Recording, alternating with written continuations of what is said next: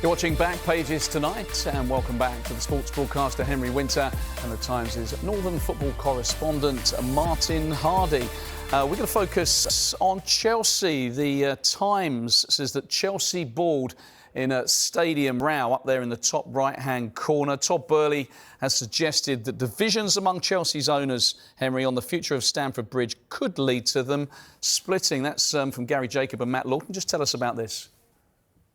Well, yeah, I mean, this has been rumbling and running for a while. We know there are divisions or certainly tensions in the boardroom.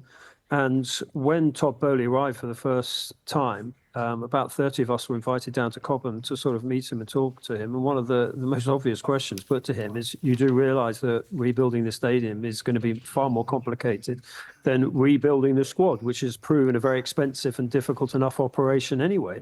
There are all sorts of covenants on the pitch, the Chelsea pitch owners. You've got the regulator who's coming in a month or so. They will obviously have a say if Chelsea are going to move away. All the local residents will be lawyered up. And they probably don't want sort of 3 years of sort of chaos going on around them. It's an incredibly complicated deal. I mean, where do they move to? You know, whenever you write about Earls Court, there are people on the Earls Court site who say, well, they're definitely not coming here. There's also an issue if they did try to redevelop Stamford Bridge. There is a quirky English bit of London law that you have to keep the sight line from a part of Richmond Park, which has to be able to see St Paul's in the city.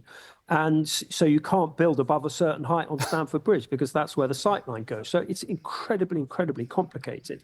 And as you say, if there are sort of tensions anyway, maybe one side is going to have to sell. But this story will run for, I mean, the new Old Trafford will probably be built before Chelsea actually even get a spade in the ground on their new place. Yeah, I mean, it's an expensive part of London, isn't it? Expensive part of real estate in that southwest corner, Martin. How important is it that Chelsea do, though, develop their stadium when you look at what's happening elsewhere? We've seen the Emirates, we've seen the Tottenham Hotspur Stadium, we've seen Everton, what's happening at Bramley or Dock now. I mean, there's some fantastic stadiums being built. It's important that a club like Chelsea aren't left behind. That's very true, but Arsenal haven't won the title since they moved. Tottenham, despite making a great deal of money, are having one of their poorest seasons for quite a long time. There's this great rush now for everybody to build a brand new stadium and increase revenue streams, which may be one of the downsides of PSR and the fact that the people who are going to end up funding a lot of these increased revenue streams at football clubs are the same people as normal, and that's the punter in the stand, because new grounds are more expensive. The food you get there is more expensive. You're expected to give more of your money there. And, you know, we're a long way away from Manchester United building a new stadium. As Henry said there, Chelsea have been going through this discussion for a long time. And one of the misunderstands of Chelsea is the fact that Stamford Bridge had this huge site many, many years ago and didn't develop it into a capacity beyond 40,000, whereas these days, everybody seems to want to get to beyond 60,000. The game is going to go more global.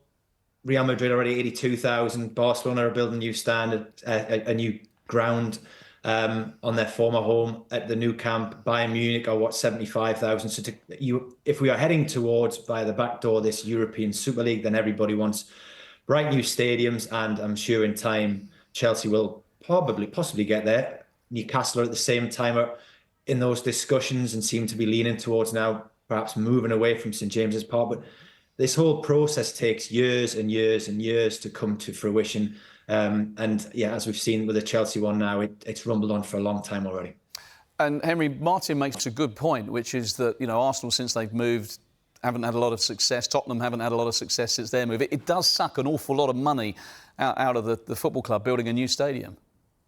Yeah, but it depends how you define success for some of the owners. It's simply about the money rather than the glory. If you look at Tottenham Hotspur's stadium, I mean, it's magnificent. It's won an RIBA, Royal Institute of British Architects, I think, gold medal for the quality of it. It is a stunning stadium, and it's good to watch football in. And it's also used for many events, whether it's concerts and other events. So, you know, it is a money spinner.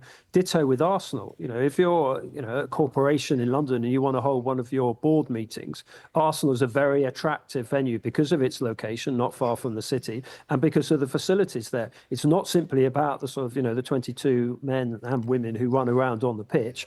It's also the money spinning element. It's one of the reasons why Everton have moved away from their ancestral home at Goodison Park to this magnificent new stadium, because they'll be able to generate more money from it. So I take Martin's point about the stadiums, and that was one of the reasons why they did move to the Emirates, is that they felt that they could push on, and what the Invincibles was only a sort of couple of years before, and they haven't really. But financially, they'll probably be quite happy with the move.